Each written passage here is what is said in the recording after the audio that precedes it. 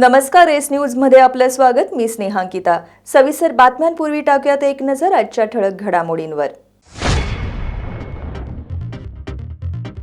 शेतकऱ्यांच्या कर्जावरील व्याजमाफीचा परतावा मिळण्याबाबत विधिमंडळ अधिवेशनात आमदार सतेज पाटील यांनी उपस्थित केला तारांकित प्रश्न.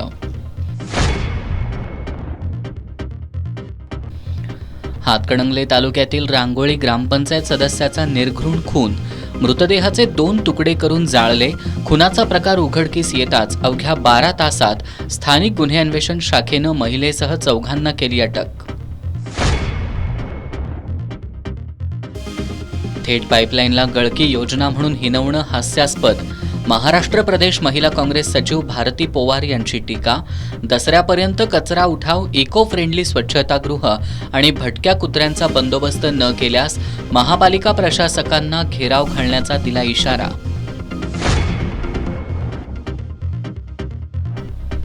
सातव्या वेतन आयोगातील वेतन त्रुटी आणि कंत्राटी भरतीच्या निषेधार्थ महाराष्ट्र राज्य परिचारिका संघटनेचं आजपासून राज्यव्यापी बेमुदत काम बंद सुरू. संघटनेच्या कोल्हापूर शाखेनं छत्रपती प्रमिलाराजे सर्वोपचार रुग्णालयाच्या आवारात केली निदर्शनं. कोल्हापूरच्या सिनेक्षेत्राला गतवैभव प्राप्त करून देण्यासाठी सर्वांनी प्रयत्नशील रहा.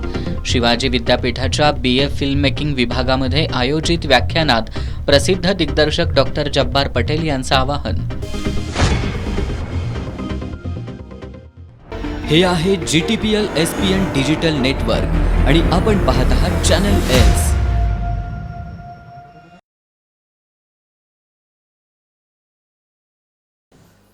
नमस्कार, एस न्यूज मध्ये आपलं पुन्हा एकदा स्वागत. डॉक्टर पंजाबराव देशमुख व्याज सवलत योजनेअंतर्गत पीक कर्जाची वेळेत परतफेड करणाऱ्या शेतकऱ्यांना व्याज परतावा दिला जातो. मात्र 2022-23 आणि 2023-24 या आर्थिक वर्षातील 2,33,297 शेतकऱ्यांचे 46 कोटी 24 लाख रुपये अद्याप मिळालेले नाहीत. याबाबतचा तारांकित प्रश्न विधान परिषदेतील काँग्रेसचे गटनेते आमदार सतेज पाटील यांनी विधिमंडळ अधिवेशनात उपस्थित केला.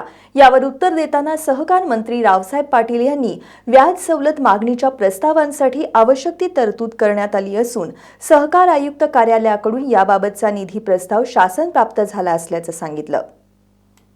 शेतकऱ्यांना कर्जावरील व्याजमाफीचा परतावा मिळण्याबाबत आमदार सतेज पाटील यांनी विधिमंडळ अधिवेशनात तारांकित प्रश्न उपस्थित केला. सन 2022-23 आणि 2023-24 या आर्थिक वर्षातील 2,33,297 शेतकऱ्यांचे 46 कोटी 24 लाख रुपये अद्याप मिळालेले नाहीत. कालमर्यादेत कर्ज परतफेड करूनही शेतकऱ्यांना 0% दरानं कर्ज देण्याबाबतचा लाभ दिला जात नाही. शेतकऱ्यांना प्रोत्साहन देण्यासाठी व्याज परतावा योजनेची रक्कम मिळाली नसल्यानं शेतकऱ्यांमध्ये नाराजी पसरली असल्याकडे त्यांनी लक्ष वेधलं. 2022-23 आणि 2023-24 या आर्थिक वर्षातील 2,33,297 शेतकऱ्यांचे थकीत असलेले 46 कोटी 24 लाख रुपये मिळण्यासाठी शासनानं कोणती कार्यवाही केली असे प्रश्न आमदार सतेज पाटील यांनी उपस्थित केले.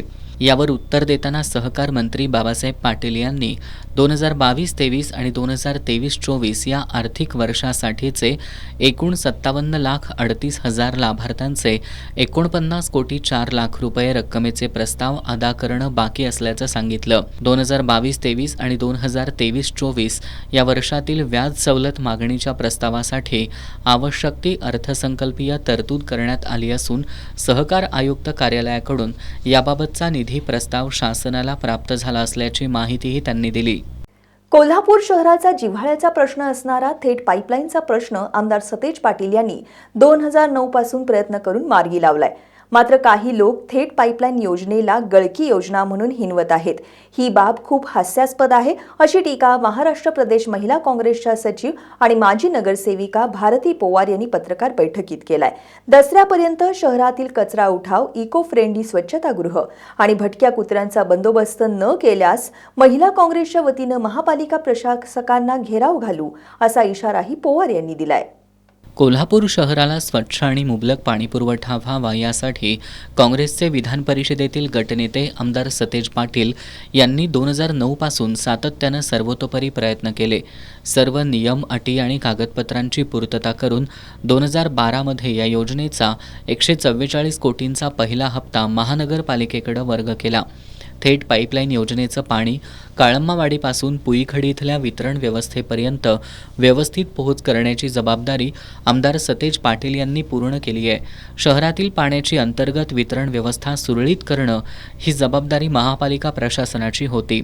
सध्या थेट पाईपलाईनची योजना कार्यान्वित झाली आहे. मात्र पालिका प्रशासनाकडून पाणी वितरण व्यवस्था व्यवस्थित होत नसल्यानं वारंवार विरोधकांकडून थेट पाईपलाईन योजनेचं श्रेय सतेज पाटील यांना मिळू नये यासाठी केवळ गळकी योजना म्हणून हिणवलं जातंय.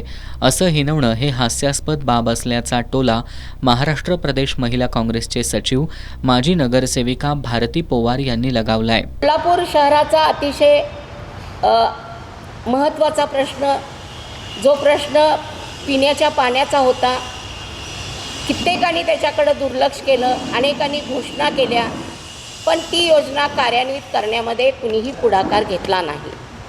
मला माझ्या नेत्याचा अभिमान वाटतो तर एवढ्यासाठी की 2009ला त्यांनी घोषणा केली की मी काळंबावाडीतून थेट पाईपलाईन आणणार.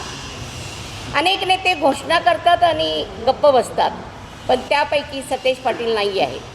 याचं ज्वलंत उदाहरण म्हणजे कोल्हापूर शहराची थेट पाईपलाईन योजना. त्यांनी ती 2009 ते 2012पर्यंत ज्या ज्या त्याला लागणाऱ्या परवानग्या होत्या त्या परवानग्या आणल्या. 2012ला मनमोहन सिंगांच्या काळामध्ये जो पहिला हप्ता असतो महानगरपालिकेला देण्याचा, तो 114 कोटी रुपये महानगरपालिकेकडे वर्ग करण्यात आले. 2014 नंतर महाराष्ट्रातलं शासन बदललं. अनेक जण सांगतात की विधानसभांच्या पायऱ्यावर आम्ही बसलो आणि म्हणून ही पाणी योजना आणली. ही खरं तर हास्यास्पद गोष्ट आहे. मग आम्हीही म्हणायला पाहिजे की आम्ही ही योजना आणली. आम्ही तर याच्यासाठीचा लढा 1980पासूनचा लढला होता. पण लढा लढणं आणि त्या योजना कार्यान्वित करणं याच्यामध्ये फरक आहे. आणि म्हणून जे लोक आज हे श्रेय सतेज पाटलांना मिळू नये म्हणून या पाईपलाईन योजनेला गळकी योजना म्हणून संबोधित आहेत, त्याचासुद्धा निषेध मी या निमित्तानं या ठिकाणी करत आहे. कोल्हापूरला गेली 10 ते 15 वर्ष महिला महापौर आणि महिला प्रशासक असतानाही शहरातील अनेक प्रश्न प्रलंबित राहिले. यावेळी संपूर्ण कोल्हापूर शहरात बसस्थानक, बाजारपेठा तसंच गर्दीच्या ठिकाणी इको फ्रेंडली स्वच्छतागृहांची निर्मिती करावी, शहरातील कचरा उठाव वेळेत करावा, शहरातील रस्ते सुरळीत करावेत आदी मागण्या यावेळी केल्या. येत्या दसऱ्यापर्यंत शहरातील प्रलंबित नागरी प्रश्न मार्गी लागले नाहीत तर महिला काँग्रेसच्या वतीनं महापालिका प्रशासकांना घेराव घालू असा इशाराही त्यांनी या बैठकीत दिलाय. महानगरपालिकेच्या प्रशासनाला आम्ही सांगू इच्छितो की येणाऱ्या दसऱ्यातील नवरात्रापूर्वी या शहरामध्ये इको फ्रेंडली स्वच्छतागृहाच्या निर्मिती झाल्या पाहिजेत. भटक्या कुत्र्यांचा बंदोबस्त झाला पाहिजे. कचऱ्याचं विघटन व्यवस्थित झालं पाहिजे. रस्त्याच्या सुधारणा गतीनं केल्या पाहिजेत. आणि हे जर ते करणार नसतील तर कोल्हापूर शहर जिल्हा महिला काँग्रेसच्या महिला महानगरपालिकेच्या आयुक्तांना घेराव घालतील. जोपर्यंत हे प्रश्न सुटत नाहीत तोपर्यंत त्यांची घेरावमधून मुक्तता होणार नाही. शहरातील रस्ते कामांसाठी 108 कोटींचा निधी मंजूर झाल्याचे पोस्टर्स लागले, पण शहरातील रस्त्यांची अवस्था दयनीय आहे. जर महापालिका प्रशासनाला निधी उपलब्ध झाला असेल तर प्रशासनानं तसा खुलासा करावा आणि निधी उपलब्ध झाला नसेल तर विनाकारण पोस्टरबाजी करणाऱ्यांच्यावर कारवाई करावी अशी मागणी पोवार यांनी केली आहे. पत्रकार बैठकीला सरलाताई पाटील, संध्या घोटणे, माजी नगरसेविका वनिता देठे, उज्ज्वला चौगले, वैशाली महाडिक, वैशाली जाधव, अलका सनगर, मंगल खुडे, पूजा आरडे उपस्थित होत्या. 7व्या वेतन आयोगातील वेतन त्रुटी आणि कंत्राटी भरतीच्या निषेधार्थ महाराष्ट्र राज्य परिचारिका संघटनेतर्फे आजपासून राज्यव्यापी बेमुदत काम बंद आंदोलन सुरू करण्यात आलंय. त्यानुसार आज महाराष्ट्र राज्य परिचारिका संघटना कोल्हापूर शाखेच्या वतीनं छत्रपती प्रमिला राजे सर्वोपचार रुग्णालयाच्या आवारात काम बंद आंदोलन करत निदर्शनं केली. अधिपरिचारिका, परिसेविका, पाठ्यनिर्देशिका या पदावरील कर्मचाऱ्यांच्या वेतन त्रुटी दूर कराव्यात यासह विविध मागण्यांसाठी महाराष्ट्र राज्य परिचारिका संघटनेच्या वतीनं आजपासून संपूर्ण राज्यात काम बंद आंदोलन सुरू करण्यात आलंय.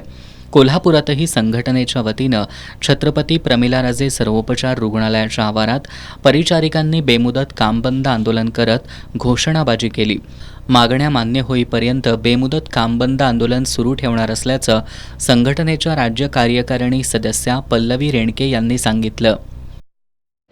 आम्ही सगळे महाराष्ट्र राज्य परिचारिका संघटना लातूर मुख्यालय कोल्हापूरचे पदाधिकारी इथं आहोत. गेले 15 ते 16 आमचं विविध मागण्यांसाठी मुंबई ते आझाद मैदान इथं धरणं आंदोलन झालं. तसंच काल 17 रोजी आम्ही सर्वांनी आमच्या विविध मागण्यांसाठी कामबंद आंदोलन केलं. तर आमच्या प्रमुख मागण्या होत्या की सरकारने जे काही कंत्राटीकरणचं धोरण राबवलेलं आहे तर ते धोरण त्यांनी रद्द करावं. आमच्या पदनामांमध्ये बदल करावा जो की ज्याचा त्यांच्यावर कुठलाही आर्थिक भार पडणार नाही आहे. तसंच ज्या काही वेतन त्रुटी आहेत, विविध पदांच्या वेतन त्रुटी आहेत, त्या वेतन त्रुटी दूर कराव्यात. तसंच आमची जी विविध पदं रिकामी आहेत तिथं पदं भरावीत, पदोन्नतीची पदं भरावीत. वेगवेगळ्या ठिकाणी आज वेगवेगळे युनिट सुरू होत आहेत, त्याचा पूर्ण भार परिचारिकांवर पडतोय. तर ते जे युनिट वेगवेगळे सुरू केलेले आहेत त्या ठिकाणी पदनिर्मिती करून त्या ठिकाणची पदभरती करावी. आमच्या विद्यार्थ्यांचं जे विद्यावेतन आहे ते बरेच वर्षापासून खूप तुटपुंज आहे. आजच्या महागाईच्या काळात त्या विद्यार्थ्यांना, आमच्या नर्सिंगच्या विद्यार्थ्यांना हे विद्यावेतन खूपच कमी आहे. तर त्या विद्यार्थ्यांचं ते विद्यावेतन वाढावं अशा विविध मागण्यांसाठी गेले 2 दिवस 3 दिवस आम्ही धरणे आंदोलन 2 दिवस, कालचा दिवस पूर्ण कामबंद आंदोलन होतं आणि आजपासून आम्ही आमच्या या मागण्यांसाठी बेमुदत आंदोलन सुरू केलेलं आहे.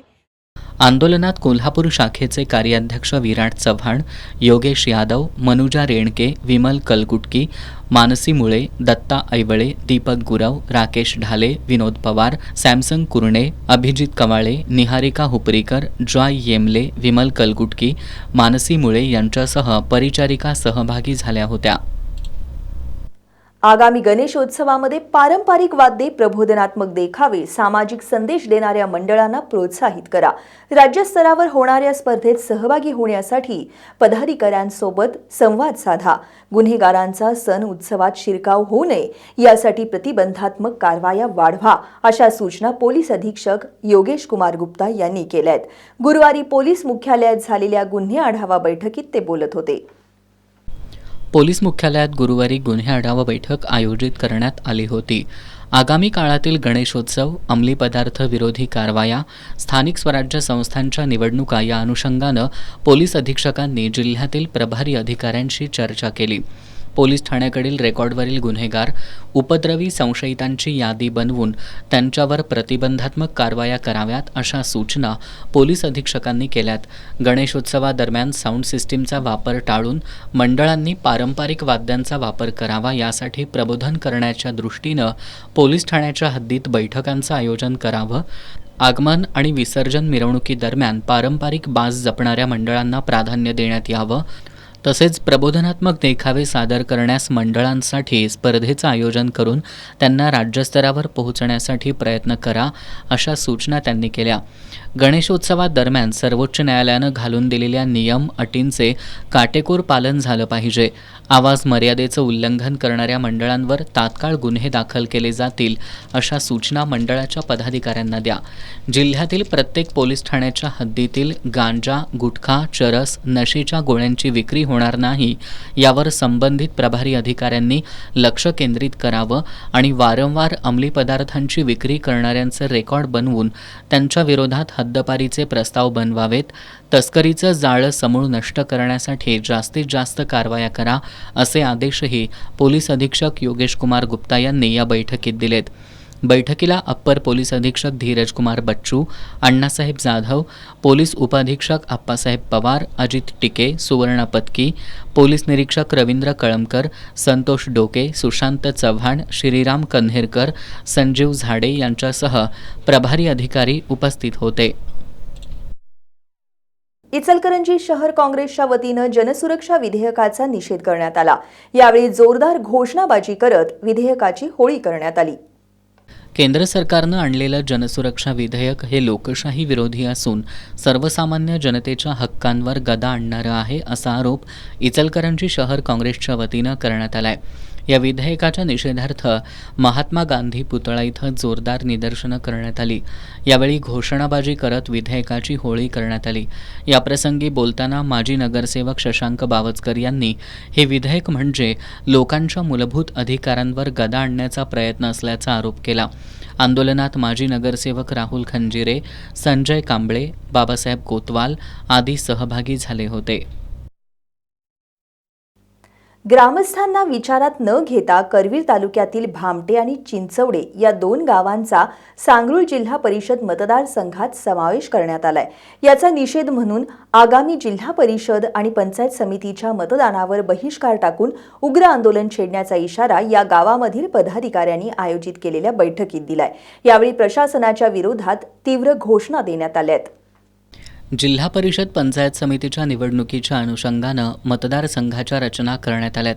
यामध्ये करवीर तालुक्यातील भामटे आणि चिंचवडे या गावाचा समावेश शिंगणापूर जिल्हा परिषद मतदारसंघातून काढून सांगरूळ जिल्हा परिषद मतदारसंघात करण्यात आलाय. यामुळे संतप्त झालेल्या भामटे आणि चिंचवडे गावातील प्रमुख पदाधिकाऱ्यांनी भामटे इथं बैठक घेतली. ग्रामस्थांना विचारात न घेता 2 गावांचा समावेश सांगरूळ जिल्हा परिषद मतदारसंघात केलाय. यामुळे विकासाला खीळ बसणार आहे. भौगोलिक दृष्टिकोनातून ही रचना योग्य नाही. यामुळे तीव्र आंदोलन करू, मतदानावर बहिष्कार टाकू असा इशारा शिवाजी देसाई यांनी दिलाय. मतदारांच्या भावना जाणून न घेता हा निर्णय लादल्याचं भगवान देसाई आणि उपसरपंच अरविंद गुरव यांनी सांगितलं.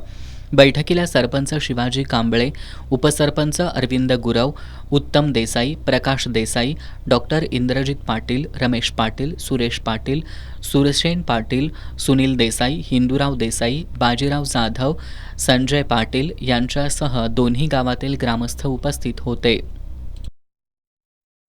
राज्यातील व्यावसायिक अभ्यासक्रमांना प्रवेश देण्यासाठी 13 लाखाहून अधिक विद्यार्थ्यांच्या प्रवेश प्रक्रियेची जबाबदारी सांभाळण्याच्या राज्य सामायिक प्रवेश परीक्षा कक्षाची अवस्था अत्यंत दयनीय झाली आहे.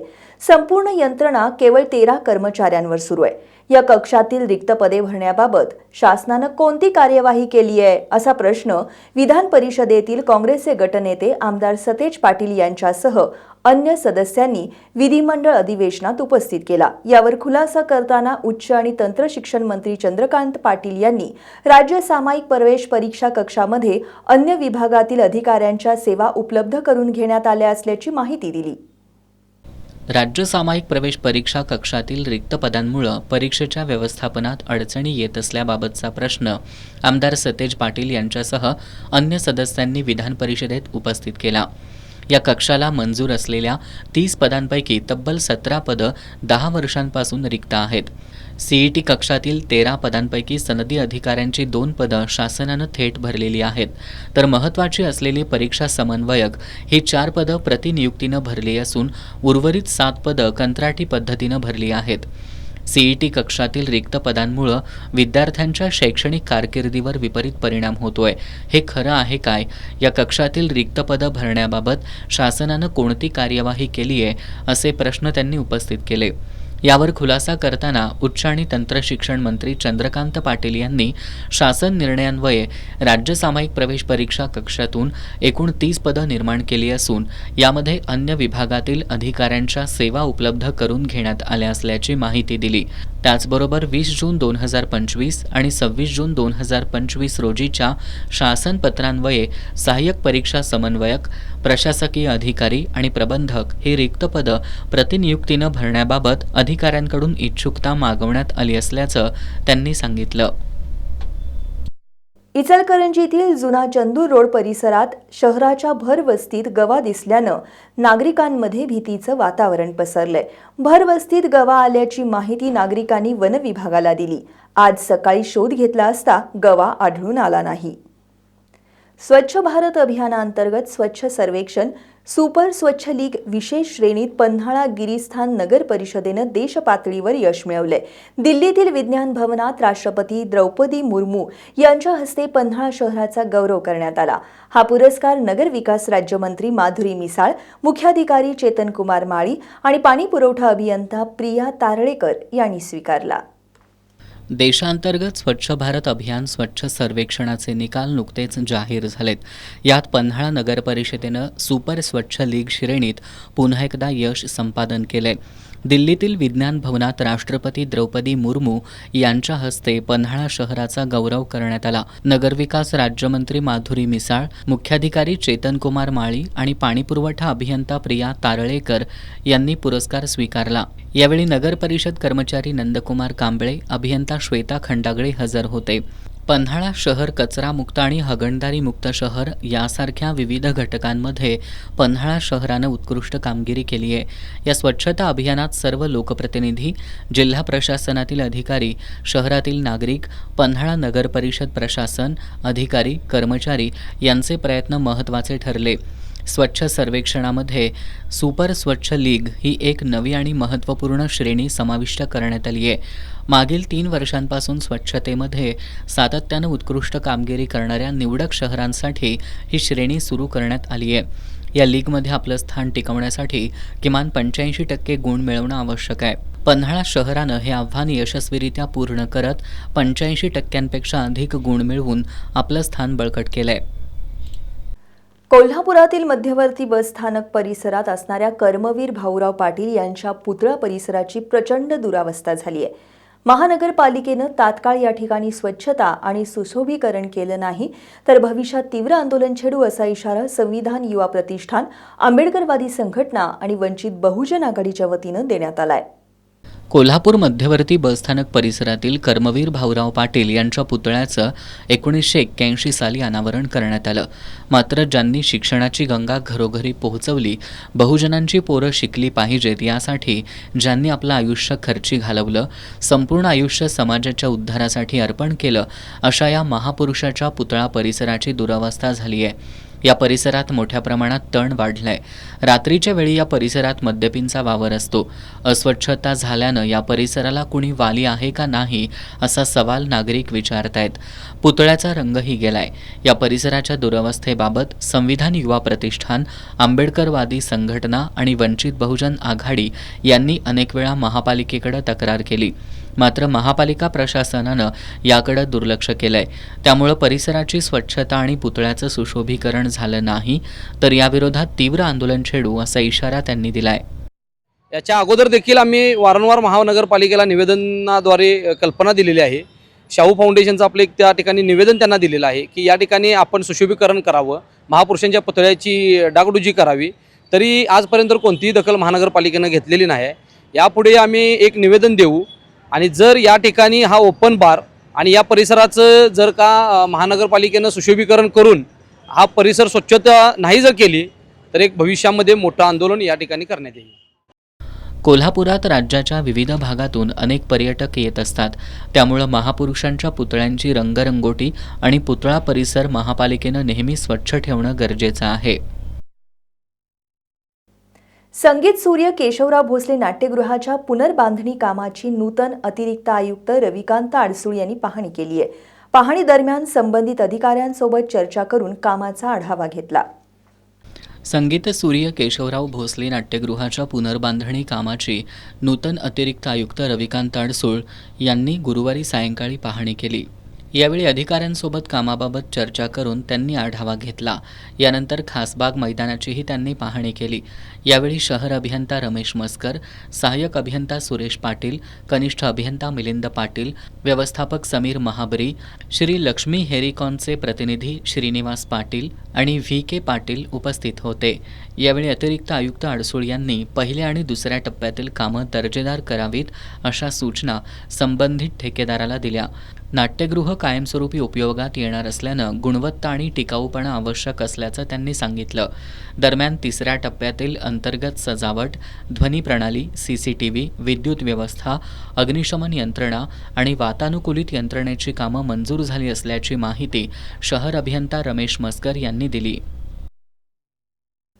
विद्यार्थी जन्मदिनांकामध्ये फेरफार करून अधिक वयाचे खेळाडू खेळवल्यास त्याचबरोबर स्पर्धा संयोजनात अडथळा निर्माण करणे, खोटी माहिती देणे या बाबी निदर्शनात आल्यास त्याची गंभीर दखल घेण्यात येईल असा इशारा क्रीडा आणि युवक सेवा खात्याच्या कोल्हापूर विभागाचे उपसंचालक सुहास पाटील यांनी दिलाय. कोल्हापूर शहरातील सर्व क्रीडा शिक्षकांच्या सहविचार सभेत ते बोलत होते. दरवर्षीप्रमाणे यंदाही कोल्हापूर महानगरपालिका स्तर शासकीय शालेय क्रीडा स्पर्धांचं आयोजन कोल्हापूर महानगरपालिका आणि जिल्हा क्रीडाधिकारी कार्यालयामार्फत करण्यात येणार आहे. त्यासाठी कोल्हापूर शहरातील सर्व क्रीडा शिक्षकांची सहविचार सभा गुरुवारी आयोजित करण्यात आली. यावेळी क्रीडा आणि युवक सेवा कोल्हापूर विभागाचे उपसंचालक सुहास पाटील यांनी मार्गदर्शन केलं. विद्यार्थी जन्मदिनांकामध्ये फेरफार करून अधिक वयाचे खेळाडू खेळवल्यास त्याचबरोबर स्पर्धा संयोजनात अडथळा निर्माण करणं, खोटी माहिती देणं या बाबी निदर्शनास आल्यास गंभीर दखल घेण्यात येईल असा इशारा त्यांनी यावेळी दिला. जिल्हा क्रीडा अधिकारी विद्या शिरस यांनी स्पर्धा प्रवेशिका मुदतीत द्याव्यात, अन्यथा मुदत वाढवून दिली जाणार नाही असं स्पष्ट करून स्पर्धेवेळी संघटनात्मक आणि वैयक्तिक वाद नकोत असं सांगितलं. महापालिकेच्या प्राथमिक शिक्षण समितीचे प्रशासन अधिकारी DC कुंभार यांनी क्रीडा शिक्षकांनी खेळाडूंना योग्य मार्गदर्शन करून कोल्हापूर शहरातील जास्तीत जास्त खेळाडूंनी राष्ट्रीय स्पर्धेत प्रावीण्य मिळवावं अशा शुभेच्छा दिल्या. यावेळी तालुका क्रीडाधिकारी सुधाकर जमादार, क्रीडा निरीक्षक सचिन पांडव, प्राध्यापक संतोष कुंडले, डॉक्टर विकास जाधव, बाळासाहेब कांबळे, सीमा पाटील, रविभूषण कुमठेकर, अनिकेत बोडके, सोनल सावंत, अजिंक्य चौगुले, प्राध्यापक समीर पठाण, प्राध्यापक प्रशांत कांबळे, संदीप जाधव आदी उपस्थित होते. कोल्हापूरला सिनेमा क्षेत्रात खूप मोठं अधिष्ठान आहे, पण मागील काही वर्षात ते मागं पडलंय. हे गतवैभव प्राप्त करून देण्यासाठी सर्वांनी प्रयत्नशील रहा असं आवाहन प्रसिद्ध दिग्दर्शक डॉक्टर जब्बार पटेल यांनी केलंय. ते शिवाजी विद्यापीठाच्या BA फिल्म मेकिंग विभागामध्ये आयोजित व्याख्यानात बोलत होते. शिवाजी विद्यापीठातील मास कम्युनिकेशनच्या BA फिल्म मेकिंग विभागात प्रसिद्ध दिग्दर्शक डॉक्टर जब्बार पटेल यांनी विद्यार्थ्यांशी मुक्त संवाद साधला. कार्यक्रमाच्या अध्यक्षस्थानी कुलगुरू प्राध्यापक डॉक्टर दिगंबर शिर्के होते. यावेळी मार्गदर्शन करताना डॉक्टर जब्बार पटेल यांनी व्हिज्युअल मीडिया आणि त्याची संकल्पना काय आहे ते सविस्तरपणे सांगितलं. कोल्हापूरला सिनेमा क्षेत्रात खूप मोठं अधिष्ठान आहे. मागील काही वर्षात ते मागं पडलंय. त्याला गतवैभव प्राप्त करून देण्यासाठी सर्वांनी प्रयत्नशील रहा असं आवाहन त्यांनी केलं. कोल्हापूर जिल्ह्यातील विशेष करून ग्रामीण भागातील मुलांमध्ये खूप टॅलेंट आहे. सिनेमा हे परिवर्तन घडवणारं माध्यम आहे. त्याचा उपयोग करून घ्या. चित्रपट माध्यमांमध्ये मोठ्या प्रमाणात स्थित्यंतरं येत आहेत. ते आत्मसात करा, समजून घ्या. आव्हानं पेलण्याची ताकद स्वतःमध्ये ठेवा. तुम्ही युवा क्षेत्रात नक्कीच यशस्वी व्हाल असा विश्वास त्यांनी व्यक्त केला. कुलगुरू डॉक्टर DT शिर्के यांनी यावेळी बोलताना कोल्हापुरात मुलांमध्ये प्रचंड टॅलेंट आहे. त्यांना हे व्यासपीठ उपलब्ध करून दिलंय. येत्या काळात दक्षिण महाराष्ट्रात सर्वात बेस्ट फिल्म मेकिंग संस्था ठरावी अशी अपेक्षा त्यांनी व्यक्त केली. यावेळी ज्येष्ठ विचारवंत doctor Sunil Kumar Lavate, doctor Sumedha Salunkhe, doctor Alok Jatratkar, Anup Jatratkar, विभागाचे समन्वयक शिवाजी जाधव यांच्यासह विविध विभागांचे आजी माजी प्रमुख, विद्यार्थी मोठ्या संख्येनं उपस्थित होते. हातकणंगले तालुक्यातील रांगोळी ग्रामपंचायतीचे सदस्य लखन बेनाडे यांचा निर्घुणपणे खून करण्यात आल्याची घटना आज उघडकीस आली आहे. गेल्या 8 दिवसांपासून बेपत्ता असलेल्या बेनाडे यांचा अर्धवट जाळलेला आणि 2 तुकड्यांमधील मृतदेह कर्नाटकच्या हद्दीतील संकेश्वराजवळ हिरण्यकेशी नदीत आढळून आलाय. रांगोळी ग्रामपंचायतीचे सदस्य लखन बेनाडे हे गेल्या 8 दिवसांपासून बेपत्ता होते. त्यांची बहीण नीता तडाखे यांनी गावभाग पोलीस ठाण्यात याबाबत फिर्याद दिली होती. बेनाडे यांचा एका महिलेसोबत सोशल मीडियावर वाद सुरू होता. काहींनी त्यांना जीवे मारण्याची धमकी दिली होती. याबाबत त्यांनी पोलिसात तक्रार दिली होती. अजित पवार गटाचे सदस्य असलेले बेनाडे यांनी आजवर काही भ्रष्टाचाराची प्रकरणं उघडकीला आणली होती. दरम्यान 8 दिवसांपासून बेपत्ता असलेल्या बेनाडे यांचा अर्धवट जळालेला आणि 2 तुकड्यांमधला मृतदेह कर्नाटकच्या हद्दीतील संकेश्वरजवळ हिरण्यकेशी नदीत आढळून आला. खून प्रकरणी स्थानिक गुन्हेन्वेषण शाखेच्या पोलिसांनी 4घांना ताब्यात घेतल्याची माहिती आहे. या हत्येचं कारण काय आणि यात कुणाचा सहभाग आहे याचा तपास पोलिसांनी सुरू केलाय. या खून प्रकरणामुळे जिल्ह्यात खळबळ उडाली आहे. दरम्यान या खून प्रकरणी स्थानिक गुन्हे अन्वेषण शाखेच्या पोलिसांनी एका महिलेसह चौघांना अटक केली आहे. लक्ष्मी विशाल गस्ते, आकाश गस्ते, संस्कार सावर्डे आणि अजित चुडेकर अशी त्यांची नावं असून चौघांविरोधात राजारामपुरी पोलिसात गुन्हा दाखल करण्यात आलाय. 8 दिवसांपासून बेपत्ता असलेल्या हातकणंगले तालुक्यातील रांगोळी ग्रामपंचायतीचे सदस्य लखन बेनाडे यांचा अर्धवट जळलेला आणि 2 तुकड्यांमधला मृतदेह कर्नाटकच्या हद्दीतील संकेश्वरजवळ हिरण्यकेशी नदीत आढळून आला होता. या खून प्रकरणी लक्ष्मी विशाल गस्ते, आकाश गस्ते, संस्कार सावर्डे आणि अजित चुडेकर यांना स्थानिक गुन्हे अन्वेषण शाखेच्या पोलिसांनी अटक केली आहे. एका महिलेशी सोशल मीडियावरून जोरात वाद सुरू होता. त्यातून हा खून करण्यात आला असावा असा पोलिसांचा प्राथमिक अंदाज आहे. या संशयित आरोपींविरोधात राजारामपुरी पोलिसात खुनाचा गुन्हा दाखल करण्यात आलाय, अशी माहिती अप्पर पोलीस अधीक्षक डॉक्टर धीरजकुमार बच्चू यांनी दिली आहे. लखन बेनाडे म्हणून एक माणूस मिसिंग होता आणि आज रोजी एक इन्फॉर्मेशन आलेले आहे. त्यानुसार आम्ही गावबाग पोलीस स्टेशनमध्ये 10 FIR दाखल झालेले आहे. त्यानंतर त्यांची वर्ग राजारामपुरी PS मध्ये झालेले आहे. 478/2025 राजारामपुरी PS मध्ये तो CR नंबर म्हणून तो CR नंबरमध्ये एक गुन्हा दाखल झालेला आहे 103(1) मर्डरची अनुषंगाने. आता 5 आरोपी जे आहे विशाल गस्ते, आकाश गस्ते, संस्कार सावर्डे, अजित चुडेकर आणि लक्ष्मी गस्ते सगळे 5 आरोपी आमच्या ताब्यातमध्ये आहे आणि पुढचे तपास चालू आहे.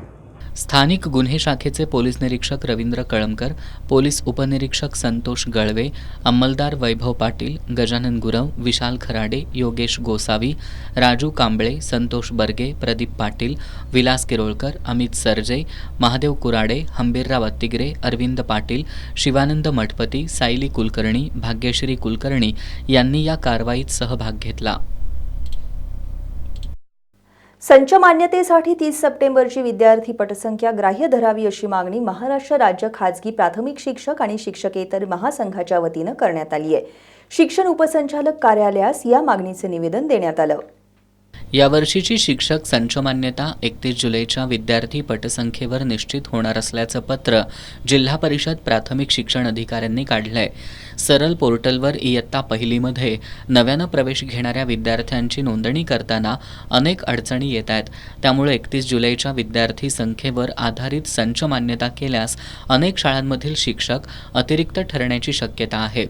तरी पूर्वीप्रमाणे संच मान्यता 30 सप्टेंबरच्या पटावर निश्चित करण्यात यावी अशी मागणी महाराष्ट्र राज्य खाजगी प्राथमिक शिक्षक आणि शिक्षकेतर महासंघाच्या वतीनं करण्यात आली आहे. शिक्षण उपसंचालक कार्यालयातील शिक्षण निरीक्षक समरजित पाटील यांना याबाबतचं निवेदन देण्यात आलं. यावेळी महासंघाचे राज्य सचिव राजेंद्र कोरे, जिल्हा सचिव नितीन पानारी, धीरज पारधी, संतोष पाटील, रवींद्र नाईक, अभिजित साळोखे आदी उपस्थित होते. इटलीची प्रसिद्ध फॅशन कंपनी प्राडाच्या सदस्यांनी नुकतीच कोल्हापूरमध्ये येऊन कोल्हापुरी चप्पल व्यावसायिक आणि कारागिरी यांची भेट घेत संवाद साधला. यावर माजी उपमहापौर भूपाल शेटे यांनी प्राडाच्या सकारात्मक प्रतिसादामुळे कोल्हापुरी चप्पलना आंतरराष्ट्रीय बाजारपेठ खुली होऊन या व्यवसायावर अवलंबून असणाऱ्या जिल्ह्यातील 20 ते 25 हजार लोकांना याचा फायदा होईल असा विश्वास व्यक्त केलाय. चप्पल व्यावसायिकांच्या संघटना प्राडाशी करार करणार असल्यामुळे आपल्याला चांगला मोबदला मिळेल असं कारागिरांनी सांगितलंय. इटलीतील मिलान शहरामध्ये काही दिवसांपूर्वी प्राडाच्या वतीनं मेन्स फॅशन शोचं आयोजन करण्यात आलं होतं. यामध्ये मॉडेल्सनी कोल्हापुरी चप्पलची नक्कल असलेली पादत्राणं घातली होती. मात्र याचं श्रेय कोल्हापूरच्या चप्पल उद्योगाला देण्यात आलं नव्हतं. यावरून सोशल मीडियातून प्राडाविरोधात जोरदार टीका झाली होती. या संदर्भात महाराष्ट्र चेंबर ऑफ कॉमर्सच्या वतीनं प्राडा कंपनीशी पत्रव्यवहार करण्यात आला होता. अखेर प्राडानं आपली पादत्राणं कोल्हापुरी चप्पलपासून प्रेरित असल्याचं मान्य करत कोल्हापूरला भेट देण्याचं मान्य केलं होतं. यानुसार कंपनीची टेक्निकल टीम मंगळवारी आणि बुधवारी कोल्हापुरात आली. या भेटीनंतर कोल्हापूरच्या चप्पल उद्योगाला आंतरराष्ट्रीय बाजारपेठ खुली होण्याच्या आशा पल्लवित झाल्यात. त्या प्राडांना एवढे प्रभावित झालेले आहेत ते, कारण कोल्हापुरी चप्पल ही हँडमेड आहे आणि इतकी शरीराला आरामदायक आहे. त्यामुळं आमची आशा आहे की कोल्हापूर शहरामध्ये जिल्ह्यामध्ये कमीत कमी 20 ते 25 हजार कारागीर आहेत. त्यांच्या हाताला मोठ्या प्रमाणात काम मिळेल, कारण ह्यांचे दर एवढे मोठे आहेत आणि त्यांना चांगल्या प्रकारच्या कोल्हापुरी चप्पल देण्याचा आम्ही प्रयत्न करणार आहे. त्यामुळं कोट्यावधीची रुपयाची उलाढाल आता जी आहे त्याच्यापेक्षा देखील अनेक पटीनं उत्पादन वाढून कारागिरांना काम मिळून त्याचबरोबर इथले जे चप्पल व्यावसायिक आहेत त्यांनाही त्याचा फायदा होणार आहे. आणि येणारी टीम आहे आता ही फायनल टीम येणार आहे आणि आम्हाला नक्कीच आशा आहे, कारण ही इंटरनॅशनल कंपनी आहे, त्यांनी अनेक त्यांच्याकडे मशिनरी आहेत, पण हे काम कधीही मशिनरीवर होत नाही, ह्याच्यावर मशिनरी कधीही निघू शकत नाहीत, कारण त्यांनी सर्च केलेलं आहे. त्यामुळं कोल्हापुरी चप्पलचं नाव जगात उज्ज्वल झालेलं आहे, पण प्राडाच्या माध्यमातून देखील आणखीन मोठ्या प्रमाणात उज्ज्वल होऊन संपूर्ण जगामधील लोक कोल्हापुरी चप्पल हे घेतल्याशिवाय राहणार नाहीत. त्यामुळं कोट्यावधीच्या पुढं उलाढाल या कोल्हापूर शहरातून आपल्याला पाहायला मिळणार आहे. कोल्हापूर चप्पलांमध्ये अनेक प्रकार येतात. याला कापशी असं म्हटलं जातं. महाराजा कापशी, मोजे पिंजरा, पेपर कापशी, आवाज करणारी कापशी असे अनेक प्रकार पडतात. एक जोड बनवण्यासाठी साधारण 2 दिवसाचा कालावधी लागतो. तर हे संपूर्ण काम हाताच्या साहाय्यानं केलं जातं. विशेष म्हणजे कीप इन पॉकेट या नावाची कोल्हापुरी चप्पल तर चक्क घडी करून खिशात सुद्धा ठेवता येते. ही चप्पल भूपाल शेटे यांनी प्राडाच्या टीमला दाखवल्या तर टीम थक्कच झाली. प्राडाच्या सकारात्मक प्रतिसादानंतर कोल्हापुरातील कारागिरांसह या व्यवसायावर अवलंबून असणाऱ्या घटकांमध्ये आनंदाचं वातावरण आहे. त्याच्यामुळं जर आमच्या बाजारपेठेला जर दर मिळाला, काम मिळालं, 4 पैसे वाढून मिळाले तर आमचं त्यात एक नाही आमच्या कामगारांचा फायदा होईल असं आम्ही आहे, असं आमचं मत आहे. आणि शेवटी आमचं ओरिजिनल कोल्हापुरी आलं ना, त्याच्यामुळं आमचं नाव वापरल्यामुळं आम्हाला हे जरासं आणि त्यांची किंमत त्यांनी एवढी घेतली की भरपूर झाली आमच्या मनात. ते आम्हाला पण त्या लेवलनं बाजारपेठेत आम्हाला दर मिळावा हीच आमची अपेक्षा आहे. एवढं बाकीचं काय आम्हाला नाही. कोल्हापूर भेटीवर आलेल्या प्राडाच्या टेक्निकल टीमनंतर आता अन्य अधिकारीसुद्धा कोल्हापूरला भेट देत स्थानिक व्यावसायिक आणि कारागिरांशी करार करणार आहेत. हे करार कोल्हापुरी चप्पल जगभरात पोहोचायला आणि इथल्या चप्पल उद्योगाला परकीय चलन मिळवून देण्यासाठी महत्त्वाचे ठरणार आहेत. प्राडाबरोबर करार झाले आणि ते प्रत्यक्षात अस्तित्वात आले तर प्राडाचा राडा कोल्हापूरकरांसाठी फायद्याचा ठरणार आहे. राधानगरी आणि करवी तालुक्यांच्या सीमेवरील राधानगरी तालुक्यातील घोटवडे या गावात चोरट्यांनी पुन्हा धुमाकूळ घातलाय. चोरट्यांनी या गावातल्या हनुमान दूध संस्था आणि स्वयंभू सहकारी दूध संस्था या 2 दूध संस्थांना लक्ष्य केलंय. एका दूध संस्थेतील सीसीटीव्ही यंत्रणात चोरट्यांनी लंपास केली आहे. 2 वर्षांपूर्वी दिवाळीच्या काळात घोटवडे परिसरातल्या गावांमध्ये एकाच वेळी तब्बल 7 दूध संस्थांना चोरट्यांनी लक्ष्य केलं होतं.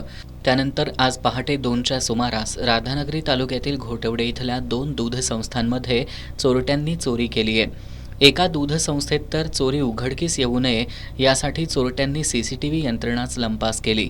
चोरट्यांनी शटर आणि दरवाजांची कुलुपं तोडून आत प्रवेश केला. हनुमान दूध संस्थेतील सीसीटीव्ही कॅमेऱ्याचं साहित्यच लंपास केलं तर बाजूच्या स्वयंभू दूध संस्थेतील तिजोरीचे दरवाजे कटावणीनं उचकटून 10,000ची रोकड लंपास केली आहे. मी सकाळी दूध घेण्यासाठी डेअरीमध्ये आला असता मला कुलूप फोडलेलं दिसलं. त्यानंतर मी दार उघडून बघितलं असताना तिजोरी उघडी दिसली. त्यानंतर आम्ही राधानगरी पोलीस स्टेशनला तक्रार नोंद केली.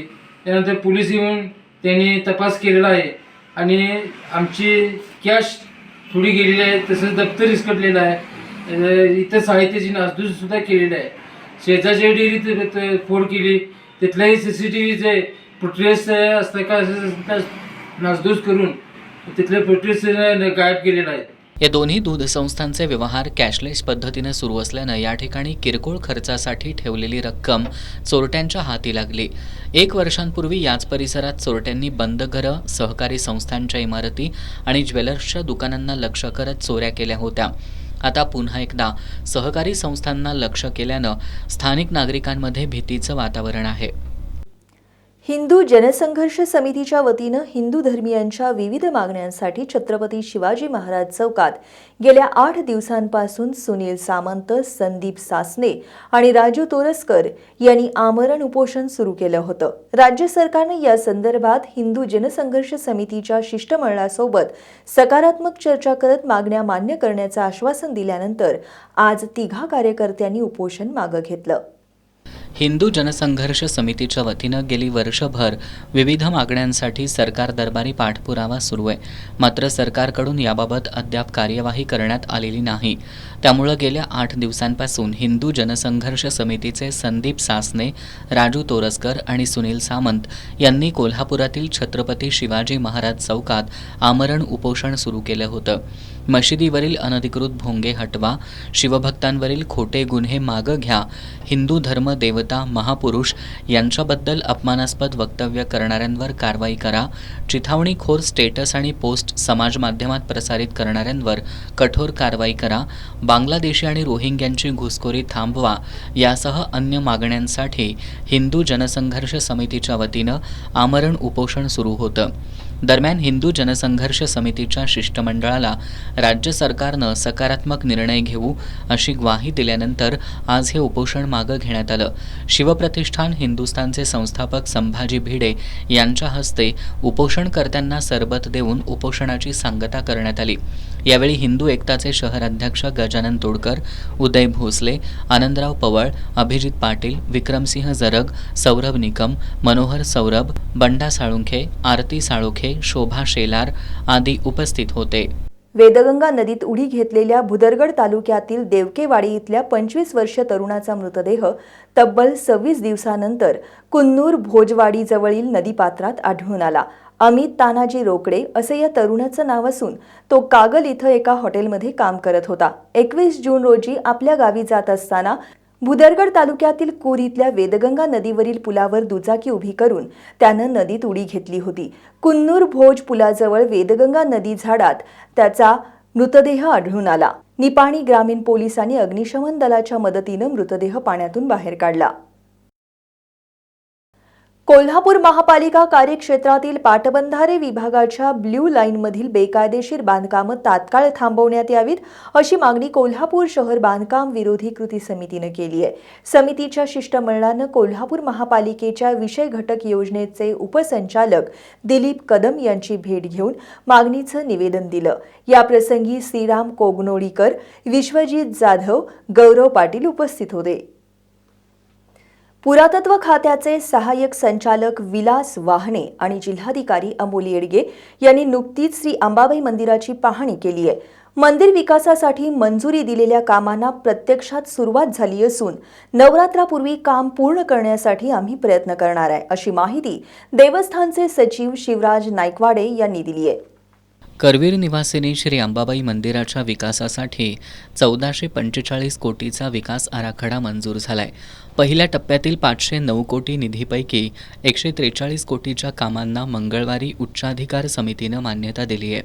त्यानंतर पश्चिम महाराष्ट्र देवस्थान समितीनं या निधीतून होणाऱ्या गरुड मंडप, मणिकर्णिका कुंड, नगारखाना, वॉटरप्रूफिंग, दिवे, जमिनी अंतर्गत पाईप, योगिनी आणि यक्षांच्या शिल्पांची डागडुजी, मंदिर परिसरातील खाजगी मंदिरांची दुरुस्ती, रंगरंगोटी यासह विविध कामांना सुरुवात केली आहे. या कामाची जिल्हाधिकारी अमोल येडगे, पुरातत्व खात्याचे सहाय्यक संचालक विलास वहाणे, देवस्थानच्या सल्लागार संस्थेचे प्रतिनिधी आर्किटेक्ट अमोल पाटणकर, समितीचे सचिव शिवराज नाईकवाडे, पुरातत्व विभागाचे उदय सुर्वे यांनी पाहणी करून महत्त्वाच्या सूचना दिल्या. नवरात्रोत्सवापूर्वी काम पूर्ण करण्यासाठी आम्ही प्रयत्न करणार असल्याचं देवस्थानचे सचिव शिवराज नाईकवाडे यांनी दिली आहे. अंबाबाई महालक्ष्मी विकास आराखड्यामधील पहिल्या टप्प्यातील 143 कोटी मंदिर विकासाचा निधी मंजूर केलेला आहे आणि त्या अनुषंगानं पुरातत्व खात्यामार्फत हे काम होणार असल्यामुळं पुरातत्व खात्याचे मान्य श्री विलास वाहने साहेब आणि जिल्हाधिकारी साहेब यांच्या मार्गदर्शनाखाली काल याची सगळी पाहणी करण्यात आली आणि मंदिरातील कोणत्या कोणत्या भागाचा आणि कोणत्या कोणत्या कामाचा यामध्ये समावेश आहे याचे काटेकोर नियोजन करून त्याचे डिटेल इस्टिमेट करण्यासाठी पुरातत्व खात्याकडे त्यांच्या आर्किटेक्टमार्फत हे काम सुरू करण्यात आलेलं आहे आणि त्यानंतर मग मंदिराचे वॉटरप्रूफिंग असेल किंवा दगडांचे जे चिरलेले भाग असतील किंवा मूर्त्यांचा कारखाना, गरुड मंडप आणि मणिकर्णिका कुंडाचं पुनरुज्जीवनाचं काम सुरू आहे. यामध्ये कामात अडथळा येऊ नये म्हणून आपण नगारखाना आणि गरुड मंडपच्या पावसाळ्यातील काम सुरू ठेवावं यासाठी वरती शेडनं कवर करून घेतो आहे आणि हे काम नवरात्रापूर्वी कशा पद्धतीनं पूर्ण होईल यासाठी आपले प्रयत्न सुरू आहेत. या तिन्ही कामांच्या ह्याच्यामध्ये आढावा घेण्यासाठी काल माननीय जिल्हाधिकारी साहेब यांच्या अध्यक्षतेखाली पाहणी आढावा दौरा घेण्यात आला होता. त्यानंतर बैठकीमध्ये पण त्यांनी आवश्यक त्या सूचना देऊन हे कामकाज लवकरात लवकर पूर्ण व्हावं यासाठी नियोजन केलेलं आहे आणि त्यानुसार आता पाठपुरावा सुरू आहे. 8 दिवसात अंबाबाई मंदिरातील जतन संवर्धनाच्या कामाचं सविस्तर अंदाजपत्रक देण्याची सूचना केली आहे. अंदाजपत्रक मंजूर झाल्यानंतर निधी येईल, त्यानुसार जतन संवर्धनाचं काम सुरू होईल, असं जिल्हाधिकारी येडगे यांनी सांगितलं. शेवटी एक नजर आजच्या ठळक घडामोडींवर. शेतकऱ्यांच्या कर्जावरील व्याजमाफीचा परतावा मिळण्याबाबत विधिमंडळ अधिवेशनात आमदार सतेज पाटील यांनी उपस्थित केला तारांकित प्रश्न.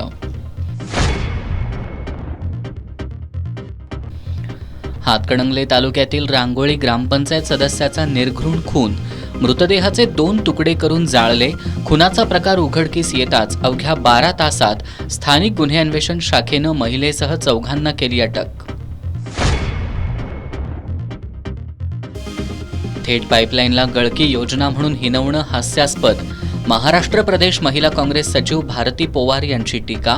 दसऱ्यापर्यंत कचरा उठाव, इको फ्रेंडली स्वच्छतागृह आणि भटक्या कुत्र्यांचा बंदोबस्त न केल्यास महापालिका प्रशासकांना घेराव घालण्याचा दिला इशारा.